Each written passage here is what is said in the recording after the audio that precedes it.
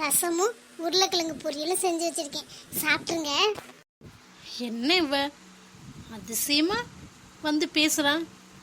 பேசுனா பேசிட்டு போட்டோம், அப்பா மனசு மாறிடுவார்னு அவரும் எவ்வளவோ ட்ரை பண்ணுறா. பாவம், என்ன பண்ணுறது, அவராச்சும் மனசு மாறுறதாவது. பிரியாவை வெறுத்தது தான். பாவம் புள்ள டெய்லியும் என்னென்னமோ தான் செஞ்சு பார்க்குறா. ரிசல்ட்டு தான் ஒழுங்காக வரலன்னு தெரியுதுல்ல, விட வேண்டியதானே. சரி, அவள் கொஞ்ச நேரம் கெஞ்சிறத ரசித்து நின்று பார்ப்போம். அப்போ தான் இன்றைக்கி நாள் ரொம்ப சூப்பராக போகும். நானே நினச்சி பார்க்கல இன்றைக்கி காலையிலே நீ ஃபீல் பண்ணி நிற்கிறத பார்ப்பேன்னு. பாரு, நான் வந்து ஃபீல் பண்ணி நிற்கிறேன். சரி ஒரு நாடகத்தை ஆரம்பி. அப்பா எப்படியும் மனசு மாற மாட்டார், அழுதுகிட்டே தான் ஆஃபீஸ் போகிறேன். அப்பா மறக்காம மிச்சம் வச்சிடாம சாப்பிட்ருங்க, சரியா? நேற்று நீங்கள் கேட்டனால தான் இன்றைக்கி ரசமும் உருளைக்கிழங்குல நல்லா பூண்டுலாம் நச்சு போட்டு தான் செஞ்சுருக்கேன். இருந்தாலும் கொஞ்சமாகவே சாப்பிடுங்க, ஆகாது உங்களுக்கு. சரிம்மா, அதான் பூண்டு நச்சு போட்டிருக்கீல்ல, அதெல்லாம் ஒன்றும் பண்ணாது. சாப்பிட்டு இல்லைன்னா கொஞ்சம் சுடு தண்ணியை குடிச்சிக்கிறேன். என் பொண்ணு கையால் சாப்பிட்டு ரொம்ப நாளாச்சு, இன்னைக்கு தான் சாப்பிட போகிறேன். கொஞ்சமாக சாப்பிடுங்கன்னு சொல்கிறேன். இங்கே என்ன நடக்குது? அப்பா பிரியா கிட்ட பேசுகிறாரு, அதுவும் சமைச்சு தர சொல்கிறாரு. அவளை எதுவுமே செய்யக்கூடாதுன்னு அப்பா தானே சொன்னார். இப்போ என்ன இப்படி பேசுகிறாரு? என்ன நடக்குது இங்கே? ஒன்றுமே எனக்கு புரியலையே. அம்மாவும் என்கிட்ட எதுவுமே சொல்லலை. ஒருவேளை அம்மாவுக்கும் தெரியாதோ? நாங்கள் தூங்குனதுக்கப்புறம் அப்பா கிட்ட போய் பேசியிருப்பாளாம். ஒருவேளை உண்மையை சொல்லியிருப்பாளாம். உண்மையை சொல்லியிருந்தா அப்பா நேரம் என்கிட்ட கேட்டிருப்பாரே. இல்லை, என்னமோ இவ பேசியிருக்கா, அதான் அப்பா மாறிட்டாரு. இது நடந்திருக்கவே கூடாது. எப்படி நடந்துச்சு? இப்படியே நான் விட மாட்டேன். இந்த வரேன். அப்பா, நீங்கள் இப்போ என்ன பண்ணிக்கிட்டு இருக்கீங்க? எதுக்கு இவகிட்ட பேசிக்கிட்டு இருக்கீங்க? ரேகா, அப்பா அவங்கிட்ட பேசுகிறாரு, அதில் உனக்கு என்ன பிரச்சனை? ஏய், நீ முதல்ல வாயை முடிட்டு நில்றி. நீ 50,000 காசை ஆட்டையை போட்டவ, எவனையே கூட்டியாந்து வீட்டில் வச்சு பேசிக்கினவ தானே. இதெல்லாம் மறந்துட்டு அப்பா அவங்கிட்ட பேசுகிறான்னா நீ ஏதாச்சும் பண்ணியிருப்படி. நீ கேடியாச்சே. எனக்கு ஒன்றும் காசு ஆட்டையை போட வேண்டிய அவசியம்லாம் இல்லை. ரேகா விடுமா, அவள் எடுத்துருக்க மாட்டாமா. பிரியாவை பற்றி நமக்கு தெரியாதா என்ன? சின்ன வயசுலேருந்து பார்த்துக்கிட்டு இருக்கோம். பிரியா அப்படிலாம் செய்ய மாட்டா. ஓ, அப்பா இவளுக்காக வக்காலத்து வாங்க ஆரம்பிச்சிட்டாரா? எப்பயில இருந்து தெரியலையே இது. என்னப்பா எல்லாத்தையும் மறந்துட்டீங்களா? எவனையோ ஒருத்தன் நடுகாலில் வச்சு பேசிக்கிட்டு இருந்தா. அதுவும் நீங்கள் வரும்போது பேசிக்கிட்டு தான் இருந்தா. அதுக்கு முன்னாடி என்ன நடந்துச்சோ நமக்கு தெரியாது. இவ என்ன இவ்வளோ கேவலம் பேசுறா? அவதானே பேசிக்கிட்டு இருந்தா, அதை நான் தடுக்க தானே செஞ்சேன். ஆனால் இப்படி போய் சொல்றா. ஒருவேளை இந்த காசையும் இவதான் எடுத்திருப்பாளோ? இருக்கும், சரியான கேடியா தான் இருக்கா. இவளை நம்ம மாட்டி விடக்கூடாதுன்னு பார்த்தா இவ இன்னும் இப்படி பேசிக்கிட்டு இருக்கா. இருக்கட்டும், ஒரு நேரம் வரும்ல, அப்பாவுக்கு அப்போதைக்கு தெரியும் இவளை பற்றி. அப்போதைக்கு அப்பா இவளை மன்னிக்கவே மாட்டார். நானும் சொல்ல மாட்டேன், அப்பாவை புரிஞ்சுப்பார்ல. அப்போ மாட்டுவடி நீ. என்னம்மா பேசுகிற? அது அவளோட ஃப்ரெண்டாக கூட இருக்கலாம்ல. ஃப்ரெண்ட்ஸை பற்றி தப்பாக பேசலாமா? அப்போல்லாம் பேசக்கூடாது ரேகா. சரிங்கப்பா, அது அவளோட ஃப்ரெண்டாகவே இருக்கட்டும். அந்த விஷயத்துக்கு நான் வரல, விட்டுறேன். 50,000 காசு எடுத்தால, அதுவும் நீங்கள் எப்பவும் வைக்கிற இடத்துல வைக்காம பேங்க் புக்கில் வச்சு தனியாக தானே வச்சுருந்தீங்க. அதையே பார்த்து அவள் எடுத்திருக்கானா? அவள் எவ்வளோ பெரிய கேடியா இருப்பா. நம்ம எப்பவும் வைக்கிறத விட அன்னைக்கு நம்ம தனியாக தான் வச்சோம், புக்குக்குள்ளே வச்சு அக்கௌண்ட்டில் போடணுமேனு. அது பிரியாவுக்கு கூட தெரியாதே. அப்படி வைக்கிறது நான் யாருக்குன்னு சொல்லக்கூட மாட்டேனே. இவளுக்கு எப்படி தெரிஞ்சிச்சு? ரேகாவுக்கு தெரிஞ்சிருக்குன்னா ரேகா தான் ஒரு வேலை எடுத்துருப்பாளா? எடுத்துட்டு பிரியா மேலே பழி போடுறாளா? என்னப்பா சொல்றா ரேகா? நீங்கள் புக்குக்குள்ள வச்சு தான் வச்சிங்களா? ஆமாம்மா, நான் எப்பவும் வைக்கிற இடத்துல வைக்கல. ஒரு பேங்க் புக்கில் வச்சு தனியாக தான் வேறு இடத்துல வச்சுருந்தேன். ரேகா, அது எப்படி உனக்கு கரெக்டாக தெரியும்? பிரியாவுக்கு கூட அந்த இடம் தெரியாது. பிரியாவுக்கு மட்டும் இல்லை, யாருக்குமே அந்த இடம் தெரியாது. நான் புக்கில் போடுற காசை ஒரு புக்கில் வச்சு தனியாக வைப்பேன். மறந்துடுவோம்னு, ரெண்டும் ஒன்றாயிரணும். அந்த இடம் எப்படி உனக்கு தெரிஞ்சிச்சு? ஆத்தாடி, நம்ம வாயை கொடுத்து நம்மளே மாட்டிக்கிட்டோமா? இவர் எப்பவும் அந்த இடத்துல வைக்க மாட்டாரா? என் வாய் சும்மா கிடக்காது. இவளை மாட்டி விடணும்னு நானே மாட்டிக்கிட்டேன் போலையே. தவளை தாவாயால கிடணும் சும்மாவா சொன்னாங்க. இப்போ எப்படி சமாளிக்கிறேன்னு தெரியலையே. இல்லைப்பா, நீங்கள் தான்ப்பா எனக்கு சொன்னீங்க புக்குகளை வச்சு தனியாக தான் வச்சுருந்தேன் அப்படின்னு. இல்லைண்ணா, எனக்கு எப்படிப்பா தெரியும்? ரேகா, அன்னைக்கு அப்பா அப்படி சொல்லவே இல்லை. நீயே ஏதாச்சும் சொல்லிக்கிட்டு இருக்காத. உண்மையை சொல்லு. அந்த காசை நீ தானே எடுத்த. நீனே ஆடம்பர செலவுலாம் ரொம்ப பண்ணுவேன், அதனால நீ தான் எடுத்திருப்ப. ஏய் சும்மா இருடி, நான் ஒன்றும் எடுக்க மாட்டேன். உன்னை மாதிரி எனக்கு இந்த வீட்டில் காசு என்ன ஆள் இல்லைன்னு நினச்சா, எனக்கு காசு வேணும்னா அம்மா எனக்கு கேட்காமலே தருவாங்க. நான் எதுக்கு ஆட்டிய போடணும்? உனக்கு தான் யாரும் கொடுக்க மாட்டாங்க. கொடுத்தா அப்பா கொடுத்தாதான். அதனால தான் அப்பா இல்லாத நேரமாக பார்த்து நீ எடுத்திருப்ப. பிரியா, நீ ஆஃபீஸ் கிளம்பு. இதை பற்றி இனிமேல் பேச வேணாம். யார் எடுத்தாலும் சரி, காசு போச்சுல, இனிமேல் அதை பற்றி பேச வேணாம். சரிங்கப்பா, நான் கிளம்புறேன். நீங்கள் சாப்பிட்ருங்க. ஏரேக்கா, உங்கள் அம்மா உனக்கு காசு நிறைய தருவாளோ? இல்லைங்க, அப்படிலாம் இல்லையே. என்கிட்ட எந்த காசு இருக்குது? நீங்கள் கொடுக்குறதா வச்சுருப்பேன். ஏதாச்சும் செலவுக்கு கேட்டால் கொடுப்பேன், அவ்வளோதாங்க. இவ்வளோ நேரம் பேசின கேட்டுட்டு இருந்து தான் வரியா? என்னமோ இங்கே நடக்குது, எனக்கு தான் தெரியல. பார்த்துக்கிறேன். நான் கொஞ்சம் வெளியில் போயிட்டு வரேன், ஒரு முக்கியமான வேலை இருக்குது. அம்மா, இங்கே என்னதாம்மா நடக்குது? அப்பா என்னடானா பிரியா கிட்ட பேசுறாரு. இது எப்பயில இருந்துமா? உனக்கு தெரியுமா தெரியாதா? இல்லை தெரிஞ்சும் தெரியாத மாதிரி இருக்கியா? அது நேத்துல இருந்து நடக்குதுடி. உன்கிட்ட சொன்னா நீ டென்ஷன் ஆவேந்தான்.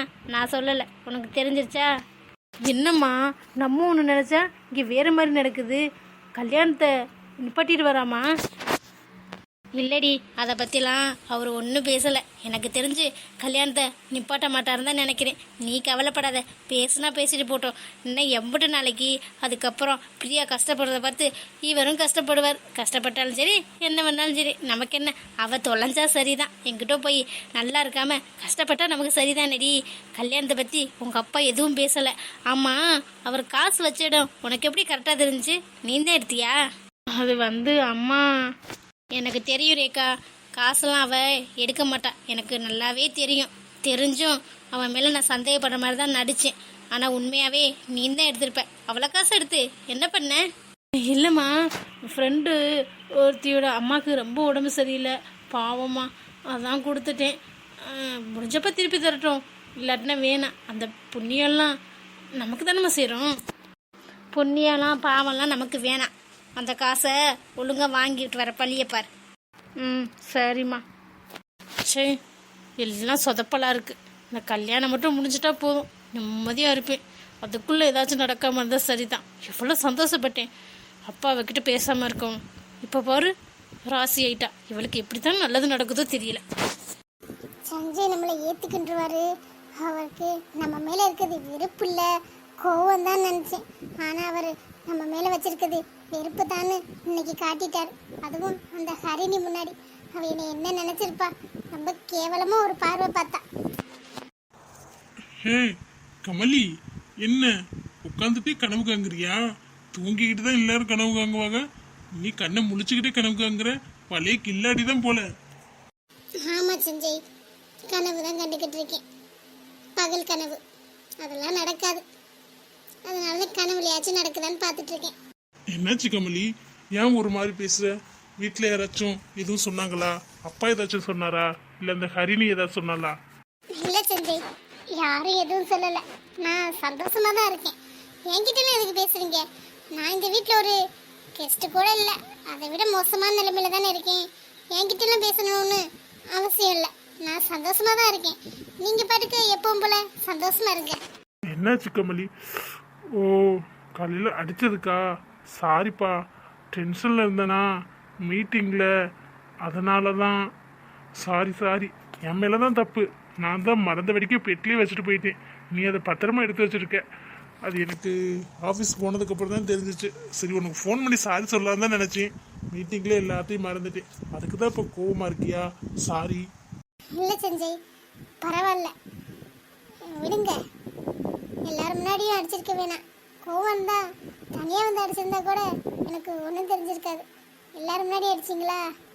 அடித்தது மட்டும் இல்லை, நீங்கள் நல்லா எனக்கு புத்தி வர மாதிரி பாடம் எடுத்துட்டீங்க. அப்போ தான் எனக்கே தெரிஞ்சிச்சு நான் ஓசியில் இருக்கேன்.